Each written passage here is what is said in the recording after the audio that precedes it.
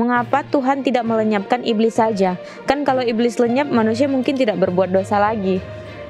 Mungkin pendeta bisa jawab. Silakan pendeta untuk pertanyaan ini. Terima kasih. Pertanyaan ini mempunyai satu asumsi bahwa kalau iblis lenyap, manusia tidak akan berbuat dosa lagi. Tetapi asal mula dosa, sebagaimana yang digambarkan dalam Yesaya 14 ayat 12 sampai 14, Yeskiel pasal yang ke-28, menggambarkan bahwa setan tadinya adalah malaikat terang, malaikat suci yang bernama Lucifer. Ditulis dalam gambaran ini sebagai yang ditulis dalam Yesaya pasal yang ke-14. Jadi siapa yang menggoda dia? Kenapa dia bisa juga menjadi berdosa padahal tidak ada yang menggoda dia?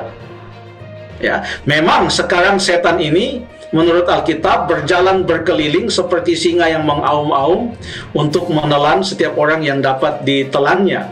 Artinya menggoda manusia. Tapi coba kita baca satu ayat dalam Yakobus pasal 1 ayat 14 sampai 15. Tetapi tiap-tiap orang dicobai oleh keinginannya sendiri, karena ia diseret dan dipikat olehnya, dan apabila keinginan itu telah dibuahi, ia melahirkan dosa, dan apabila dosa itu sudah matang, ia melahirkan maut. Ini juga yang terjadi pada Lucifer. Secara misterius timbullah keinginan-keinginan untuk menjadi sama seperti Allah, bahkan lebih tinggi daripada Allah. Tapi akhirnya terjadilah peperangan di sorga. Menurut Wahyu pasal yang ke-12 ayat yang ke-7 sampai 9, setan tidak mendapatkan tempat di sorga. Ia dan malaikat-malaikatnya akhirnya mereka dicampakkan ke atas bumi ini. Di atas bumi ini kalau ada seorang yang berdosa, apakah ia mempersalahkan setan? Ya, pekerjaan setan adalah untuk menggoda. Tapi kita hidup di dalam dunia ini bukan hanya di dalam pengawasan suatu kuasa yang berusaha untuk menjatuhkan kita. Kita hidup di dalam konteks pertentangan antara yang baik dan yang jahat. Ya. Bahwa ada kuasa Allah, ada kuasa dan pekerjaan Roh Kudus yang selalu mengingatkan kita untuk hidup sejalan dengan kehendak Allah.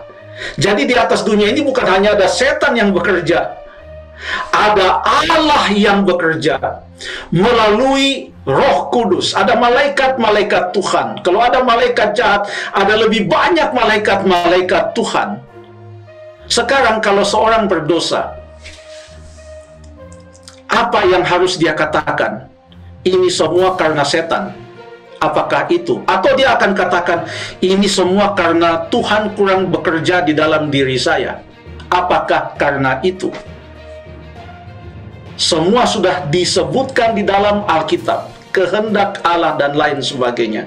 Firman Tuhan sudah disebutkan. Kalau ada seorang yang mau melakukan dosa, sama seperti Adam dan Hawa, mereka tidak bisa mempersalahkan ular itu. Tetapi mereka jatuh dalam dosa karena pilihan mereka sendiri. Ya, pilihan mereka sendiri. Jadi kalau Tuhan melenyapkan iblis, begitu mulai timbul tanda-tanda bahwa dia akan berdosa dan akan memberontak melawan Tuhan, itu pun akan menyatakan bahwa Tuhan itu memerintah bukan dengan kasih, bukan dengan adil, tetapi dengan cara paksa atau dengan cara diktator. Allah memerintah dengan kasih. Semua orang yang menyembah Allah bukan menyembah Dia karena ketakutan, tetapi karena takut akan Allah. Beda ketakutan dan takut akan Allah. Ya. Allah mau kita menyembah Dia karena kita mengasihi Dia. Karena Ia datang ke atas dunia ini menjelma menjadi manusia, Yesus Kristus adalah juga atas dasar kasih. Kasih harus berbalas kasih. Kasih bukan berbalas ketakutan. Itu tidak sejalan. Itu tidak sejalan. Allah membiarkan dosa itu menjadi matang dan nyata, agar nyata di alam semesta ini keadilan dan kasih Allah, dan nyata di alam semesta ini kejahatan dan semua perbuatan-perbuatan iblis. Dan bila mana dosa itu sudah matang, maka dosa itu akan dibinasakan. Kalau kita baca dalam Wahyu 20, menyatakan bahwa iblis juga akan dibinasakan. Pada akhirnya, manusia akan hidup di dalam penyembahan kepada Allah selama-lamanya dalam hidup yang kekal. Iblis akan dibinasakan. Itu adalah suatu kenyataan. Terima kasih.